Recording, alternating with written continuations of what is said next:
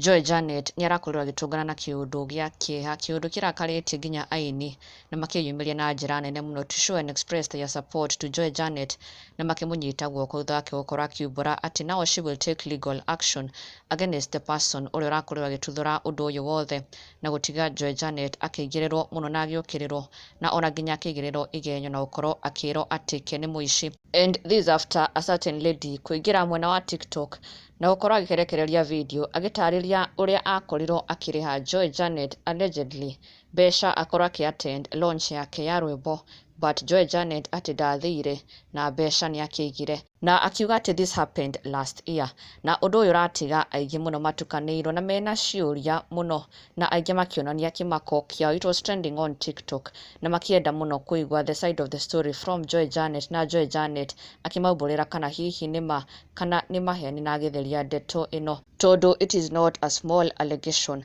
Na Joy Janet did respond, arakorwo akĩingĩra nenda-inĩ yake na gũkorwo agĩkiuga ke nĩ aturĩtwo na agatigwo ena maithori mũno nĩ kũigua ndeto ĩno, na agĩkiuga ũcio arakiuga atĩ arĩhirwo, that's not her, whoever was paid must have been someone pretending to be her using her name. Na Joy Janet akakiuga as a human being she has been very much hurt by this accusation and allegation na nĩ gũkorwo agĩtake legal action against this lady nĩgetha gũtigĩrĩra atĩ marĩtwa rĩake nĩ rĩatherio na oho nĩona kĩhoto gĩake tondũ it was very very wrong. Na agĩkiuga the lady should have done due diligence na gũtigĩrĩra atĩ the person she's dealing with, the person she has paid is actually Joy Janet. Na thutha ũcio aini nĩ makorwo makĩmũnyita guoko mũno, aingĩ ao onao maremetwo kũhitha kĩana marakara mao na magĩkiuga indeed Joy Janet nĩ arabatara gũthiĩ either to court or report this matter to the police nĩgetha akorwo agĩtheria rĩtwa rĩake na akorwo akĩyeheranĩria na allegation ĩno. Na this is what Joy Janet has shared in response, akiuga my heart is really bleeding from all these direct insults which amount to total defamation. I've been using a number registered with my dad's name, Simon Shomba. However, none of the immediate family members, including my own mom, Purity Wanjiko, has ever been registered with such a name.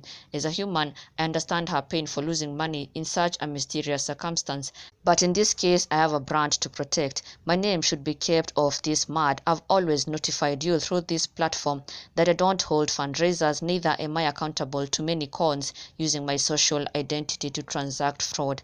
I really don't know how to deal with such cases so as to avoid causing more severe harm to my brand. But in the meantime, be aware that I will never be responsible to pseudo operators and their core. I do not have access to their pages and my real numbers are in the public domain, so needs no further illustration. This goes extreme. NKT, withdraw. Next time, do due diligence before performing such kind of unconfirmed transactions instead of doing it knowingly and placing the blame on the innocent shoulders. I will prefer a legal action so that it never happens to me again. I'm allergic to insults and nobody would feel better off such kind of defamatory and heavy words thrown to innocent you. No, I disagree. NKT. Joy Janet nĩ akorwo agĩtheria na kuga whoever the person was, that was not her. Kĩgutia andũ aiyĩte mũirĩtu ũyũ mbeca na agakiuga she will be taking legal action na ndoete ũndũ ũyũ no hũthũ. Na thutha ũcio aini o ta ũrĩa ũrakĩona a Josephat Macharia, a Joy Macharia, a Karo Mwaura, a Wanja Asali, othe makĩmũnyita guoko in support of her taking legal action na gũkorwo agĩtheria rĩtwa rĩake. Na ndũgakĩriganĩrwo gũ-subscribe for the latest and trending Kikuyu celebrity news. Never miss an update. Subscribe now.